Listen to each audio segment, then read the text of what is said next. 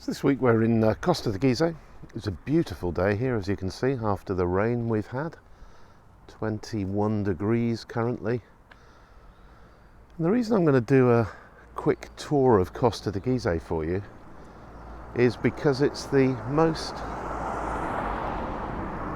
British of the resorts, if that makes sense. So they have a high number of British visitors here, and it's been affected the most by the flight ban on UK citizens coming to the island. So we're going to have a look at it and see how quiet it is and how businesses are coping and so on.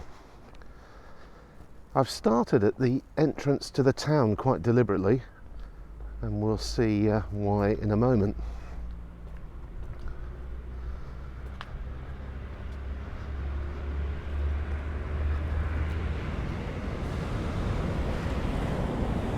Bear in mind that anyone coming, apologies for the traffic noise by the way, anyone coming to Lanzarote or to Costa Teguise for the first time comes in on this road.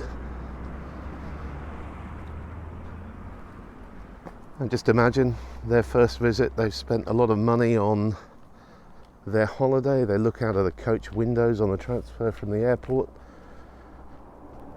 and they see this.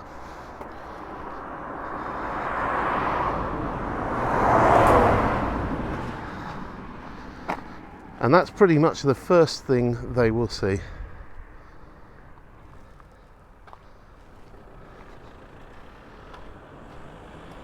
And frankly, it makes me furious. It's an awful, awful advert for the island. I sat down a few years ago with the mayor, Oswaldo Betancourt, asked him about it. He explained, which I can understand,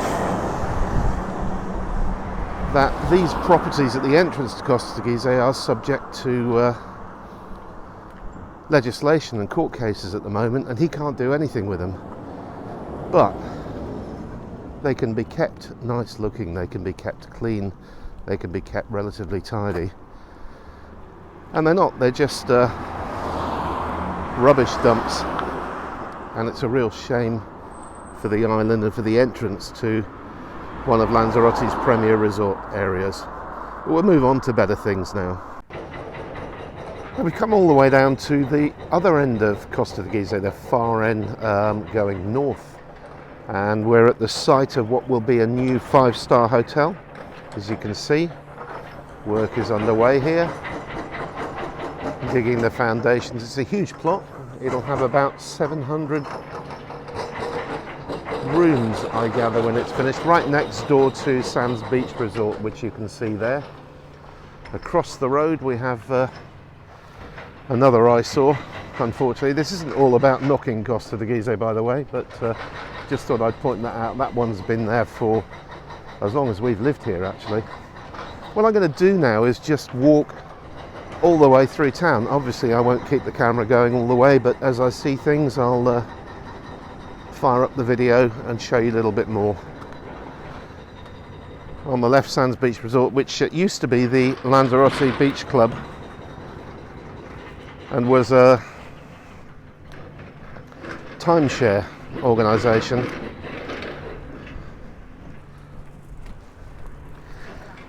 Hola, buenas. Which built up in the, sorry, that was someone just saying hello as they walked by, which was built in the 80s.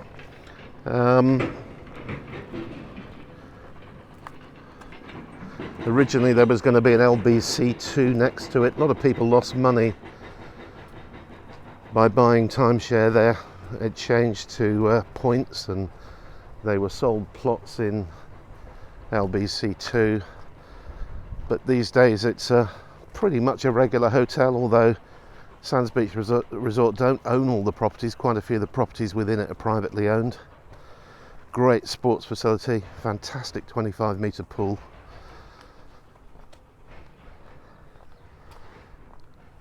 Over on the right, coming up in a moment, is Los Zocos, and I think that is still closed. So the aim of this, as I said at the start, is to see what Costa Teguise is like, and I've got a feeling it's going to be extremely quiet, because this resort, unlike the other two, don't get visitors from, or many visitors from Germany, France, the Nordic countries and so on. So I suspect it will be a little bit dead, but good opportunity for you to see the layout of the town and what it's like. So Club Scirocco is closed. Hammond's, which is a great food and sports bar, is closed. Here's the entrance to Sands Beach Resort. A few cars in the main car park and a few hire cars as well, which suggests that there are a few tourists there. But as you look down the street, it's so quiet. This is the Melia Salinas Hotel, Lanzarote's first 5-star hotel. Now, I do quite a few weddings here, and normally when I come here I go round and round the car park and there isn't a single space, and I end up having to park up there in the road. But as you can see, loads and loads of spaces.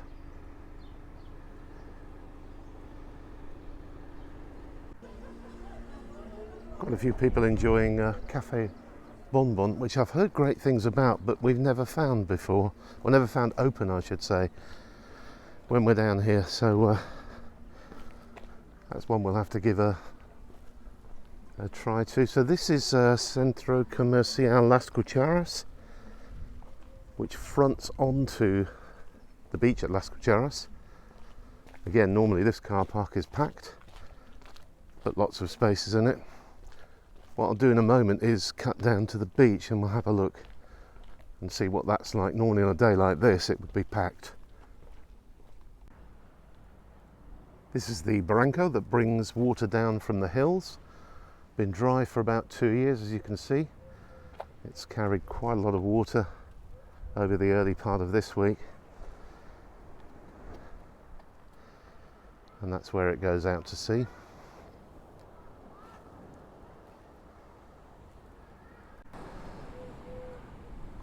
And here's the beautiful Playa Las Cucharas. Stunning January day. Sadly, only about a dozen people here on the beach enjoying it. I guess the rest of us are all at work. So here we are in town. Very quiet, a few odd couples walking around. Decades Sports and Show Bar looks open. One person waiting for a bus. But normally in the middle of the day this place would be teeming with people. It feels more like 5 a.m. than midday. I'm going to go into Pueblo Marinero, designed by Cesar Manrique. And again, normally this time of day this would be full of people having a pre-lunch drink or even having an early lunch. Just seems to be the odd couple sat at each of the bars that are open.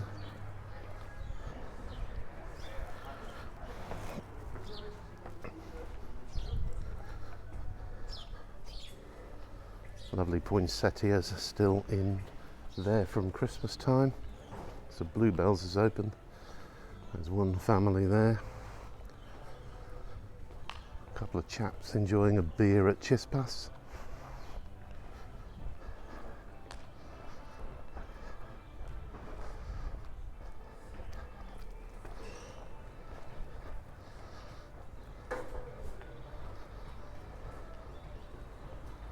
And that goes down to the main street. So Luis has moved next door, and what was half of his restaurant is now Sebe. Highly recommend it. We went there recently and really enjoyed the meal we had there. You can find the write-up on the website. Just search for Sebe, S-E-B-E. And this is Centro Comercial Las Maretas, which is where we had our very first office. In fact, we had a small office at the front facing the ocean many years ago, probably 16, 17 years ago, and then we had a much larger office upstairs. It was home for us for a long time. Well, home, I say, at home during the day anyway. And along here we've got the vet, run by the lovely Manuela, and next door to that the post office.